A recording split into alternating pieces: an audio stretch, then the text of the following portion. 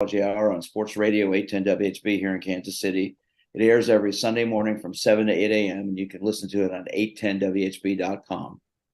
And over the past several years, in addition to my radio show, we've launched the Sports Psychology Hour now as a podcast and via live stream on Facebook, Twitter, and YouTube. I would like to invite you to listen to my website, winnersunlimited.com, where you can click on the podcast tab to listen to the episodes of the show. That's winnersunlimited.com. And I want to invite you to make sure follow my social media pages at DRJ Sports Psych on Twitter, Facebook.com/Sports Psychology Hour on Facebook, and at Dr. Andrew Jacobs on YouTube. And I've been doing a new series of conversations focusing on coaches and athletes. And tonight I'm really happy to be speaking with Becky Sanow. She's the CEO and owner of the Athlete Achievement Academy. So Becky, thanks for joining us tonight. Thank you. It's a pleasure to be on your show. Well, I'm excited to talk to you. I've heard a lot about you. Obviously, if we have a mutual friend who's lauded you quite a bit, explained a lot of things about you. So share with us about what the Athlete Achievement Academy is and how you got into that. You've been an athlete, you've been a coach, you're a parent, you've done everything here pretty much. So give us a little rundown of what that's about. Well, thank you. First of all, I'm super excited to be on here tonight. And the reason I created Athlete Achievement Academy, sometimes we start something and we're like, what do we love and how can we help people? And I knew that I had all this background with having played a professional level sport, having coached in college for a long time, having coached youth soccer, and being an athlete myself. I had a lot of experience with the sports psychology of athletes, and I realized how important it is for mindset. When I was a kid, we had no assistance with the college recruiting process. My family was just overwhelmed. I remember even in the thick of it, like when I was a junior in high school, I ran away from home because I was so stressed out about the recruiting process. I was getting recruited for volleyball and basketball and soccer, but soccer was my passion. And we really just didn't have any help with that. So I just remember that time of like fighting and everything. And I just like, how can I help people so they can just really have the guidance with the recruiting process if they want to play at the next level? But a lot of kids, unfortunately, give up on their dream of playing at the next level because they just don't know what to do. And they get to the point where they're a junior or a senior and they have all this talent and this ability to be able to go on to the next level. But because they don't know how to pursue it, they just say, I don't know if I want to play. And I want to prevent that. I want kids to have the chance if they do desire. There's so many opportunities. So there's the recruiting component of it. But to be honest with you, Dr. Jacobs, when I got to be a freshman at University of Virginia, I remember when I broke my leg and how I spiraled downhill. And I really wasn't prepared for that jump from like being a teenage athlete to going to college because I didn't have it as far as mindset. And I went into a serious depression, and I want kids to know that they're equipped with mindset strategy so that when they get to the next level, they don't base their identity on that one sport. They're like so much more than that. So that's why let me interrupt you for a second. So you got really depressed at the University of Virginia. Yes, I did. What was done? Was there a counseling center for you? Anyone for you to talk to at that point, Becky? Yeah, they did. That's a great question. They did have a sports psychologist for me to talk to. I had been there. I had been pretty down for a while after the injury. Like it just, it was just a different situation where I think a lot of people go through injury and they see how resilient they are. But at the same time, if an athlete isn't like mentally equipped for that, then it can really cause a lot of depression. So for me, it did cause that. But I did have people that they provided for me to speak to at the time. Good. Because that's when I first started 43 years ago. I did my internship 44 years ago at San Diego State with the men's tennis team and women's gymnastics team. There were three of us who did an internship there from my grad school with the California School of Professional Psychology in San Diego. And it was the first organized sports psychology training program in the country. And, people there were like, what do we need you for? What do we need a psychologist with this? But then after, the three of us were working with the different teams, it became very well accepted. And that was sort of the beginning. Because I know when I moved back to Kansas City, where I grew up, I interviewed at a number of the local colleges. Nobody was interested. And then I got my first chance at the University of Kansas with the track teams because the track coaches were open to looking at the mental side of sports. So the fact that you were at a school that had someone was great because that's now becoming an accepted necessity at most schools across the country. Yeah. I do believe that they really are acknowledging the mental part of it, the mindset part of it, and how that's such a key component of any athlete being successful.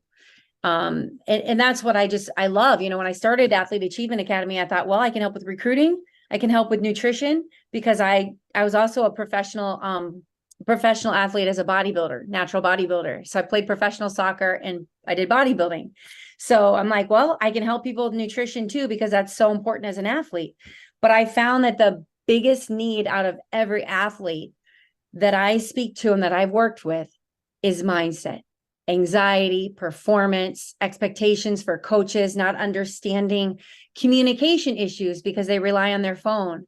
Like there's just so many things that athletes right now are struggling with that are teenagers that I'm working with. We're on social media right now, and I talk about this almost at every interview. I tell all the professional athletes I work with during their season, get off of social media while they're playing. Don't read it. Don't post on it. Have somebody else do it for them, but just stay off of it. Because if you're a field goal kicker and you miss a kick, the game-winning kick, everybody's going to tell you how awful you are. And if you make the game-winning kick, everybody's going to tell you how great you are. Yeah. You know, doesn't depend. If you're a goalkeeper, make a great save. Oh, we love you, and then you give up a goal that causes the loss in the game. Everybody's going to say how bad you are. So there's that balance in there you've got to have. And I think social media for professional athletes, especially in the collegiate level as well, it goes all the way down to high school. The benefits are there, but the negatives are so strong. I see it in all the individual athletes come in my office, especially at the high school level. I ask them to write down their goals, strengths, weaknesses, fears, distractions, and stressors. And under distractions and stressors almost all the time, social media or their phone. It's on there almost every time. Yeah, it is. It is. And the fact that they are aware of it, a lot of athletes are aware of it. Like I'm trying to take baby steps with a lot of the kids I have and just literally telling you, you have to be off your phone an hour before you go to bed, and you should see the looks on their faces, right? Because we didn't have that blue screen when we were in athletics, right? When we grew up. I mean, I didn't even have a phone until, I was after grad school. So these kids are used to it from an early age. So for us to tell them that they can't have their phone, a lot of teachers communicate with them. Their coaches on their basketball teams have an app for them to tell them about practices and what to do for homework assignments. They use apps for their homework. They have tools to support them that way. So they understand technology and it is so beneficial, but they feel like they're always wired. And I think that literally saying that you can't have your phone for your season for them is almost impossible. So we have to limit it. One of the big words I use all the time with the athletes come in and see me is the word balance. How do you balance everything out? And when I say balance, it doesn't mean that everything's equal. Today, it might mean you need to spend more time studying. Tomorrow, it may mean you need to spend some extra time shooting jump shots after practice. So it's what's important that day, and that changes day to day based on what's going on with your schedule. And so let me ask you this question, because you see so many young athletes. The phone and the social media aspect is a big stressor. What about parents? What do you see? And you're a parent yourself. So what do you see, as am I? Although my kids are in their 30s now. But what do you see from the perspective of parental pressure, parental demands, and their involvement in kids today? Well, I always have to ask somebody if they're open for some suggestions that can help them as parents, because they realize it's a journey. And when I start that journey with an athlete, it's just, I'm ongoing consulting them, right? So it's for a year. I want to see growth. I want to see development. I want to get to know these kids. And then obviously I continue to work with some athletes longer than that. But I know that they open up to me after a while. And I tell the parents, we are doing this to try to help support your kids. So if there's something I have to tell you, then it's for the best interest of your kids. But I actually have had to talk to some parents about their coaching from the sidelines and screaming at their kids. A lot of times there's parents try to take over on the recruiting process and don't let their kids like respond to a coach if a coach has written them. There's parents that say that they're going to write on a piece of paper and tell their kid what to say when they're talking to a college coach. So there is so much, there's so much coddling. There's so much like just saying, we're going to take over this for you. We're going to do this for you. And I think a lot of parents really need to start giving ownership to the kids and taking action with their development and their growth and their nutrition and their mindset and their school. Like, I feel like a lot of parents make it too easy for them. If that's let me ask you this question, if I can interject here. What age range do you think that's where the kids should start to take more ownership of that? I've got my own theory. I want to see what you say on that. Okay, I say 7th grade. Yeah. Sooner than that, they can. I have one that's a 5th grader right now, and he's pretty. So Eli, if you're listening, I think you're awesome, but he's still a little bit immature. But he's starting to take more ownership, right? But I think that maturity level of getting to that middle school age is so key for them to really hone in on a lot of these mindset things because they don't have bad habits developed. They're just kind of getting into their sports.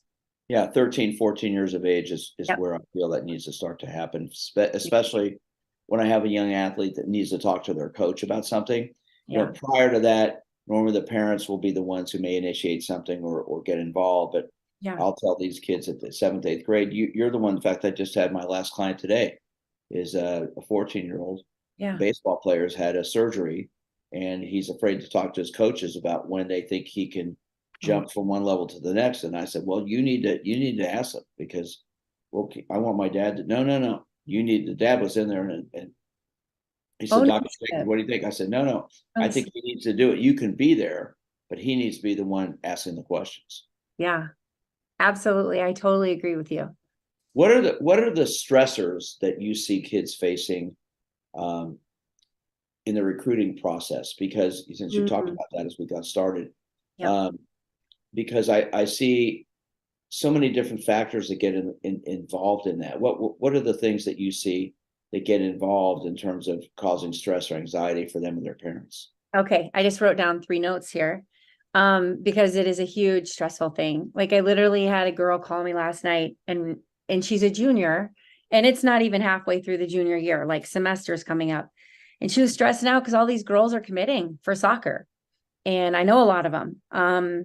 And I said, you know what? I said, I work with seniors that commit their senior year, right? That's a little bit late. Some of them are coming back from an injury, but it's at the timeline. Everybody feels the pressure for all these kids are committing. So I should be committing too. And now it's, and it's also the comparison. Like I'm not getting as many offers as maybe so-and-so does because people will talk about that. Like, I don't know why parents talk about it out loud about like all the offers they get, but parents do. And then that creates a ton of anxiety for other parents or kids to get wind of it. I think a lot of it is because parents like to brag about it. Mm-hmm. My daughter got 12 volleyball offers. How many years she had? Well, she's only had 3. Oh, well, gee, that's too bad. Yeah, I mean, I think there's a lot of that goes on behind the scenes that sometimes we're not even aware of. And sometimes it's not truth, which is terrible. I mean, like they say they got an offer, but it might not have been a very big offer, but it just, it's just silly that parents discuss that, but it causes a lot of stress on the kids. And then the other thing is kids sometimes don't know if it's their decision because they're getting pressure from mom and dad because they like KU, because they went to school there. So they want their kid to go there. So they're kind of pushing there, even though there's another school the kid might want to go to a little bit more, right? Like they might want to really go play for the Huskers, but they have to get stuck going to KU. I'm just giving you a hard time, Dr. Jacobs. But you know what I'm saying? So it's just feeling the parental pressure, the pressure from their teammates. And then the last thing that it causes is the anxiety of them whether they're going to get recruited. Yeah. Let's talk about coaches. Yeah. Becky. I work with so many young athletes, college athletes, professional athletes. and obviously the role a coach plays is such a very significant factor that can hinder them or enhance them in terms of what happens with them. What do you see as the role of a coach? Well, and let's start saving at the middle school level through high school, collegiate, and professional, since you've done all those. Give us a description of what you see from your perspective of what are the best types of coaches, coaching styles for different ages as you move up the ladder. Oh, that's loaded. That's a good question. All right. Well, so we put you on the spot here. So we've got middle, high school, college, and pro, which I can't speak because I wasn't a pro coach, but I did play at the pro level. So and I play professionally, so that's I can tell you what helped me as a player. And then obviously what are the characteristics of coaches that I feel are great. What I can say is I think it's really important for people, for young athletes, to have as many coaches and coaching styles that they've had to work with throughout the years. So to have one coach for 4 years in a row, I don't think is as beneficial as having multiple coaches, to have to learn different styles of maybe the way that they do their tactical implementation or different plays, or the way they instruct, or the way they lead, the way they communicate. They have to learn how to work with a lot of different individuals, because when they get done with their sport, they go out into the real world. And because they've had so many different kinds of leaders, they're going to be like an exceptional leader. They're going to be, I think it really prepares them for life after school. So, I mean, when they're younger, I think that you're see, these characteristics could be for all coaches, because all coaches need to be patient. But like middle school, it's about development, and it's about really trying to help kids see their greatness, because they often don't know their greatness. And unfortunately, some kids don't know their greatness until they're in high school or even in college. I mean, I hope as an athlete, or any kid, whether they're in theater or a singer or in the band, that they see their greatness. But a coach needs to really point out a lot of the good things they do when they're younger, because they're not good at seeing that themselves. And they always naturally see what they do wrong. So that's what I feel middle school. So now I'll bounce it back to you. What do you think? Well, I have a saying, a good coach is a good communicator, but a great coach is a good listener. And I think the great coaches, and in this, it goes all the way up the ladder, are good they're great psychologists. A great coach is a great psychologist, because as I always like to say, you can have two athletes who are physically the same, but one with a stronger mind will come out on top. Having a stronger mind is something that can come naturally or can be developed. It's across the board. It depends on a variety of factors for young athletes as they grow up. There's a situation just happened yesterday, watching the NFL previews for the games, and he being here in Kansas City. Obviously, I'm a Chiefs fan. I've worked with a number of Chiefs players over the years, including a couple right now. And Rex Ryan, one of the former coach with the Bills and the Jets, son of Buddy Ryan, who was a hard-nosed type of guy, out and is criticizing the Chiefs, saying that Andy Reid needs to really get in these players' faces and really put it to them, because they're not playing well. And Andy Reid, that was a response to a comment Andy Reid made, where, these are like, there's a wide receiver named Kadarius Toney on the Chiefs who's been having some trouble this year, dropping some passes. And Andy Reid came out and said, look, he's a young player. He's learning. We're working with him and getting him to get better. And Rex Ryan's basically saying, you got to get in his face. That type of mentality doesn't work. And it may work for 2 to 3% of athletes, but I think for the large majority of them, it doesn't work. I want to get your thoughts on that. Yeah. That was never my style. I didn't ever want to treat an athlete the way that I would want to be treated. So I would shut down if a coach did that to me in my face. And I was a very elite athlete that wanted to be pushed, but I wanted to be pushed in a way of like encouraged to do more and challenged and run more or jump higher or get stronger. And then when you reach that next goal, but somebody getting in my face when you're doing wrong, I don't think really is effective for any of those levels that you said. I think that coaches need to be able to be excellent communicators. Just like you said, they have to be excellent communicators.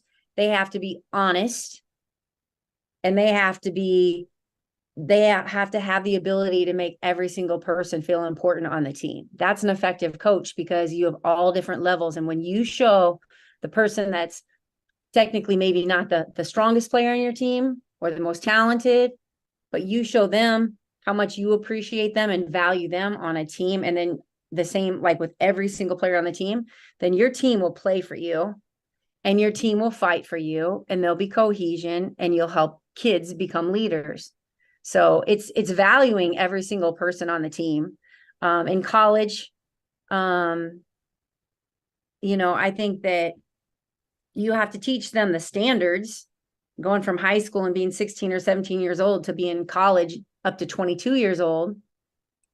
There's a huge level in the commitment. I think that it just needs to be demanding, but it's still the same concepts. Got to be a great communicator, got to value every player on your team. And then the pro level, I mean, it's just, here's the expectations, and you meet them or you're not on the team. Like, it's pretty cut. It's cut and dry. You're gone, you're cut. So, I was drafted to one team and traded to another, and found my home in Boston playing for the Boston Breakers. And my coach that I had as a pro, valued everybody on the team. I was the backup goalkeeper when I played pro, but I was, obviously had a great college career, but I was backup when I went to the pros. That experience changed my entire life, and I knew my value on that team. I made the best players better because I was a goalkeeper. But so had you ever been a backup prior to that? No, that was the first time. So Becky, how did you make that adjustment? Because that's the thing, as you move up each level, weed out everybody who doesn't want to play or isn't good enough, whatever. When you get to the professional level, you're the elite level of everybody. And then of course you've got the players who start and the players who don't. Yeah. And on the professional team, you've got the starters, the reserve players, and the ones who don't barely play at all. Everybody's good, but there's different levels at that level too. So that's where I talk about 4 key words: preparation, focus, attitude, and confidence. Confidence is the foundation of all of it. And that's for a professional athlete. I find confidence is perhaps one of the biggest obstacles they have to work with. So you're here, you go play professionally. First time in your life, you're not starting, you're a backup. Yeah. What was that like for you? How did you make that adjustment? And how were you able to find yourself to fit in the right way? Well, I believed in myself, and I believed that I was going to be competitive for a starting spot. Like, I just worked harder than anybody. I truly feel that, the other goalkeepers that were on the team, they were talented, but I knew that my value was in trying to make everybody better at practice, because I wasn't starting over the national team goalkeeper. By then I had been out of college for a few years, and there was another goalkeeper that was starting, and the goalkeeper that was starting was my backup in college. We both got drafted. We were both on the same team. Isn't that funny? Like, she was Canadian national team and I was, Omaha, Nebraska girl. And I was a starter in college. And then she kept on playing for the Canadian national team. And I went to coach down at Baylor University. So I was college coaching, not playing. And she was like an all-star in the Olympics, and then we got on the same team and I was her backup. So our role actually reversed with somebody I knew. Yeah. And I embraced it. Like, I ran harder and she was like trying to, suck air because she didn't like the conditioning. Most goalkeepers don't love a lot of conditioning, but we still do it. I mean, we're fit, but I like sprints. Anyways, she was like, come on, come on, Hornbacher, like, slow down. And I'm like, no, I need to make you better so you can just keep on. So I would go faster. So I embraced my role, and I understood what it took to be a team player.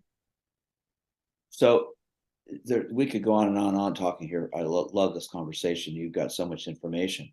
Thank you. So many important viewpoints. So I want to, as we wrap things up, I want to ask you 3 questions. Sure. Most people, I want to get your definitions on these 3 words. Okay. First, what's your definition of winning? Recognizing growth. You want to expand on that?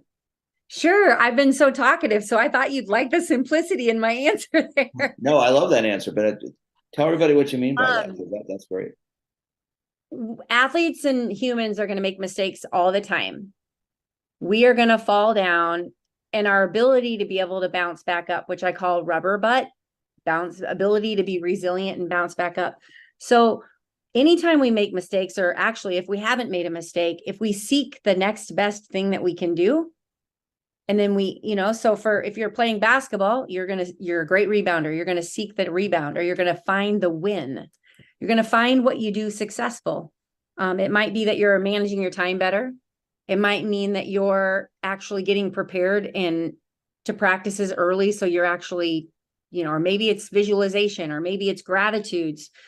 Maybe it's like understanding the plays better, but you're seeking a win in everything you do. So when you actually do something great, you recognize it. You don't focus on the bad things that you're doing. You always focus on the wins. And I feel like or you focus on the things that you've grown with, and then you're winning because you're always getting better. Well, that was awesome. Now, thank you. Definition of losing. Losing. Not winning. Very good. I like that one. Not recognizing growth. Yeah. Because even when you lose, it doesn't necessarily mean you lose. I mean, you can lose by 1 point and your team was lights out, unbelievable, everything coming together. They showed fight. They were playing the best they've ever done before, but they lost the game. So I don't focus on the numbers. I focus on growth.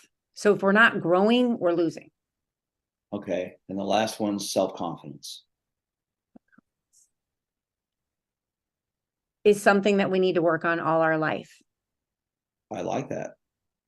That's good. Yeah. So to me, confidence is the ability to believe in yourself, your skills, your talents. Mm-hmm. Winning is going out and doing the best you can. Losing to me is giving up, quitting, not trying. Yes. Okay?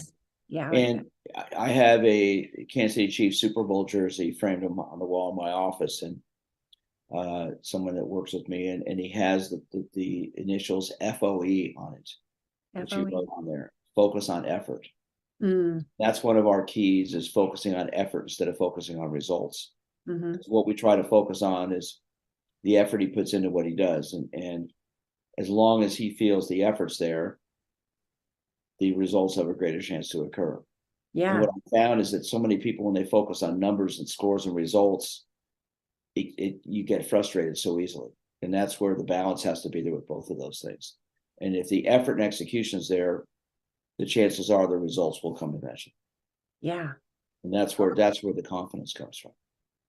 I love that. Yeah. That's great. Well, listen, this has been just fabulous talking with you, Becky. I'd love to have you on again. In fact, I'm going to have you come on. I'm going to ask you to come on my weekly radio show too. So I'd love to. Yeah, we really have a great conversation. I feel like we just started talking, and then at the end I was like, I better give him some short answers because I could just talk to you all night. We've got a lot of great stories. No, this is great. If our listeners like to get a hold of you, and I'm sure there will be several who would, how can they reach you? What's the best way to get a hold of you? What would be contact information? Yeah, you can just reach me directly at my email address, which is becky@athleteachievementacademy.com.